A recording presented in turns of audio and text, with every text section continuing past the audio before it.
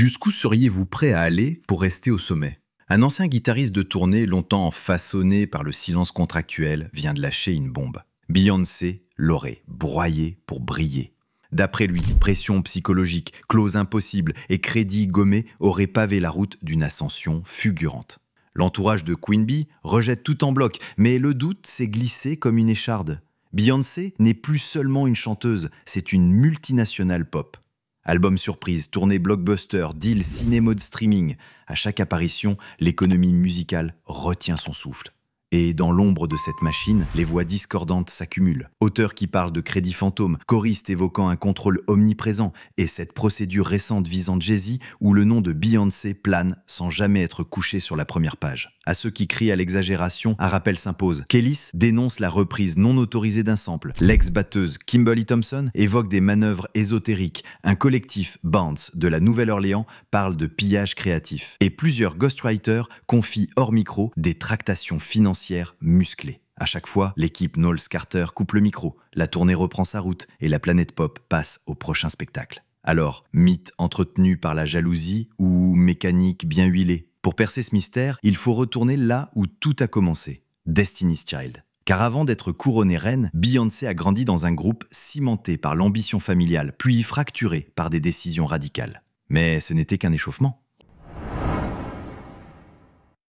Houston, milieu des années 1990.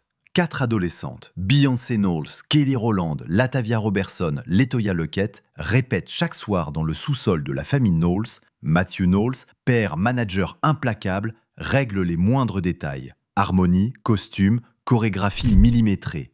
Rapidement, les caméras s'attardent un peu plus sur Beyoncé, comme si la destinée était déjà écrite. Le virage survient après le succès planétaire de Say My Name. Latavia et Latoya demandent un audit financier, convaincus que les cachets favorisent le clan Knowles. La réponse est foudroyante. Lors du clip suivant, 2 nouvelles visages, Farrah Franklin et Michelle Williams, apparaissent sans préavis. Les fans apprennent la nouvelle sur MTV et la rumeur d'éviction stratégique enfle en ligne comme sur les ondes. Dans les coulisses, techniciens et danseurs racontent des réunions nocturnes où la loyauté est testée. Matthew Knowles aurait imposé des clauses de confidentialité inédites pour un girls band encore débutant, menaçant de lourdes pénalités, tout membre révélant le moindre détail interne. L'ambition collective se transforme en compétition silencieuse. Chacune doit prouver qu'elle sert le projet central, celui d'une future superstar. Mars 2000, la plainte de Latavia et Latoya éclabousse la presse, puis se règle loin des micros. Farrah Franklin quitte le vaisseau 5 mois plus tard, laissant un trio soudé autour de Beyoncé. Le message est clair. Quiconque conteste l'orbite se voit éjecté. Et la suite dévoilera un théâtre d'ombre encore plus audacieux. Dans la pop, les vraies fortunes se font moins sur les refrains chantés que sur ces minuscules lignes de texte appelées points d'écriture. Beyoncé, réputée pour co-signer la plupart de ses titres, se retrouve pourtant au centre d'un brouillard administratif. Des auteurs comme Linda Perry ou B.C. Jean assurent avoir vu leur pourcentage fondre après d'intenses négociations de dernière minute. Pour le public, ce sont des notes de bas de page. Pour l'industrie, c'est le nerf de la guerre, là où se décide la rente sur 20 ans.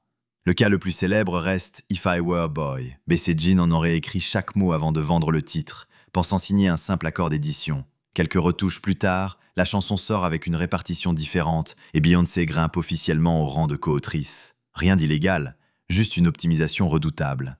En studio, chaque nouvelle ligne, chaque arrangement vocal peut justifier un point supplémentaire. Et l'équipe Knowles Carter connaît cette règle sur le bout des doigts.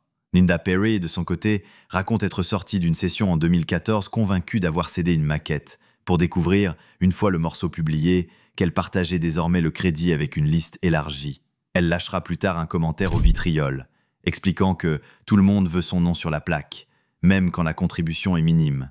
Officiellement, tout s'est réglé par contrat échec, mais les tensions suintent encore dans les interviews chuchotées des paroliers. Ce jeu de chaises musicales fait grincer bien au-delà des studios.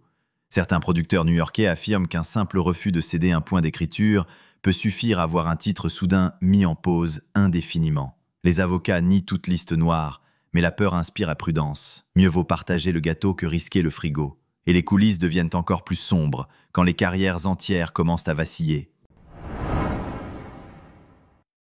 Dans les couloirs des tournées, Certains musiciens murmurent qu'il existe un effet Queen Bee. Quand vous quittez l'orbite, les téléphones cessent brusquement de sonner.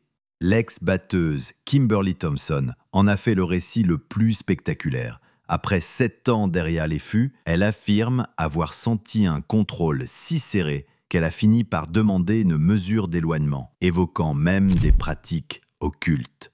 Le tribunal a rejeté la requête, mais la simple évocation de ce dossier a suffi à coller un parfum d'inquiétude sur chacune de ses interviews suivantes. Résultat, difficile pour elle de retrouver le même standing, comme si la scène mondiale s'était refermée. Autre histoire, autre style, Keri Hilson. Au sommet, avec Pretty Girl Rock, la chanteuse se retrouve soudain sous un déluge de moqueries et de boycotts supposément orchestrés par des fans acharnés. Elle confie que certains programmateurs radio lui ont conseillé de faire profil bas jusqu'à ce que l'orage passe. Dans les registres officiels, rien ne lie directement Beyoncé, mais l'ombre est tenace. Hilson aurait même enregistré un morceau d'excuses jamais sorti, convaincu qu'il fallait prouver sa loyauté pour regagner les playlists. Chez les rappeurs, l'exemple le plus cité reste Amil, protégé de Jay-Z à l'époque de Can I Get Her. La rumeur court qu'une idylle supposée avec l'icône aurait mis le feu dans le camp Carter, poussant la jeune MC vers la sortie. En quelques mois, elle passe des plateaux télé au silence. Ses projets solos mis en attente puis évaporés. Entre confidences off et NDA béton, il ne reste aujourd'hui que des bribes, mais elles suffisent à nourrir la légende d'une main invisible, prête à couper tout micro dissonant. Ces récits tissent un fil rouge. Mieux vaut rester dans la bonne grâce du couple royal ou disparaître des radars. Mais les clashs artistiques ne s'arrêtent pas là. À l'ère du streaming, la moindre boucle réutilisée peut devenir un champ de mine. Et Beyoncé le sait mieux que quiconque. Lorsque Energy, extrait de son album Renaissance, reprend quelques secondes du mythique Milkshake, Kelis explose publiquement. Pas un coup de fil, pas même un message. Les réseaux s'enflamment, et en moins de 48 heures, le sample disparaît des plateformes. Officiellement, un simple ajustement artistique. Dans les coulisses, on parle d'avocats mobilisés en pleine nuit pour éteindre l'incendie avant que les vues ne se comptent en dizaines de millions. Le cas n'est pas isolé. Les frères de Right Said Fred crient au manque de respect après avoir entendu un écho de I'm Too Sexy sur Alien Superstar. Leur colère se double d'un étonnement. Ils disent avoir appris l'interpolation, le jour de la sortie. De nouveau, une négociation express règle la querelle. Mais chaque tractation dévoile la même mécanique. L'équipe Knowles Carter préfère corriger vite plutôt que laisser traîner la moindre mise en demeure.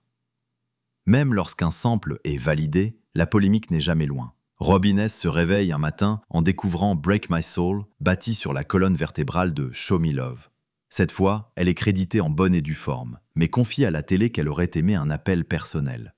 Entre artistes, la courtoisie vaut de l'or, et l'absence de contact nourrit la chronique des égos blessés. L'opinion publique, elle, oscille. Génie de la modernité pour les uns, prédation silencieuse pour les autres. Chaque nouvel extrait est désormais scruté note par des juristes détectives. Les maisons d'édition engagent des équipes dédiées au repérage d'emprunts, sachant qu'un simple post viral peut sabrer la version originale d'un hit. À mesure que le montant grimpe, la marge d'erreur rétrécit. Quand les procédures formelles s'invitent, la tempête s'élargit.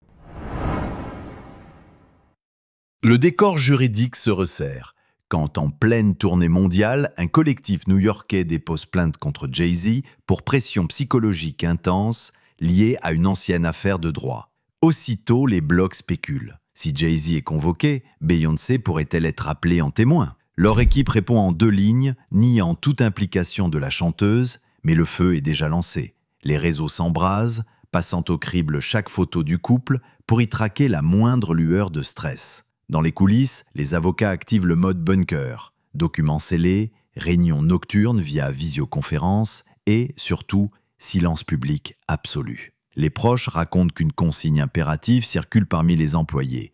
Pas un mot aux médias sous peine d'exclusion immédiate. Cette stratégie, fine lame tirée d'années de crises gérées, vise à laisser le vacarme se fatiguer tout seul. Pourtant, la presse spécialisée fouille sans relâche, découvrant qu'au moins 3 témoins cités ont travaillé indirectement sur des projets estampillés Beyoncé.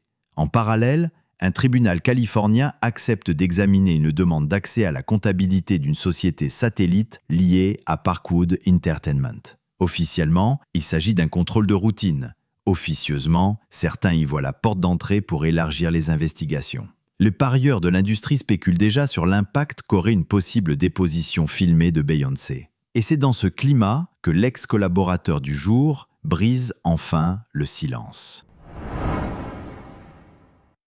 Le 12 mai 2025, sur un podcast indépendant, Marcus D, guitariste de session réputé, déballe son histoire après l'expiration d'une clause de confidentialité.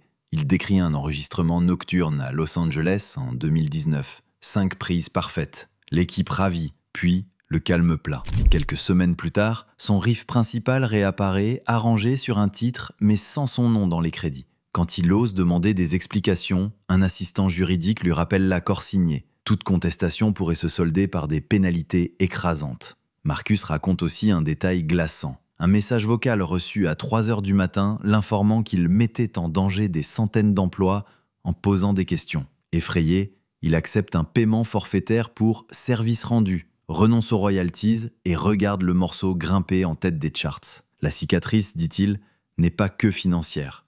On vous fait sentir remplaçable, comme si votre talent ne valait rien face à la puissance d'une marque mondiale. La réponse du camp Beyoncé arrive sous forme d'un bref communiqué. Aucune faute, tout artiste est rémunéré selon contrat, fin de la discussion. Mais le mal est fait. Le hashtag Let Musicians Credit Trend envahit les timelines, divisant les fans entre défense acharnée de leur idole et soutien aux créatifs de l'ombre. Dans ce tourbillon, une question se fait insistante. Que coûte réellement le maintien d'une légende? Et pourtant, les révélations à venir pourraient rebattre toutes les cartes. D'un girls band texan bousculé au procès ultra médiatisé d'aujourd'hui, le parcours de Beyoncé ressemble à une montée en puissance où chaque victoire s'accompagne d'un bruit de verre brisé en coulisses. Éviction express, points d'écriture redistribués, carrière qui se fige, samples retirés à la hâte, témoins bâillonnés par des NDA, autant d'éclats qui, mis bout à bout, composent la face cachée d'une ascension sans précédent. Pour ses fans, rien ne saurait ternir l'aura de l'artiste la plus décorée au Grammy. Pour ses détracteurs, ces histoires forment un schéma inquiétant, un système si bien huilé qu'il transforme les talents satellites en pièces interchangeables, prêtes à être sacrifiées au moindre remous. Entre admiration et amertume, le débat tourne désormais autour d'une question brûlante. Peut-on applaudir un empire sans regarder les fondations qui le soutiennent ? À vous de juger, le règne de Queen Bee continue d'écrire l'histoire de la pop, mais chaque projecteur laisse derrière lui une ombre, et c'est dans cette zone grise que les prochains chapitres se joueront. Ceux qui ont déjà parlé ne se tairont plus, d'autres hésitent encore, et la moindre fissure peut se transformer en séisme médiatique. L'histoire est loin d'être terminée, restez à l'écoute.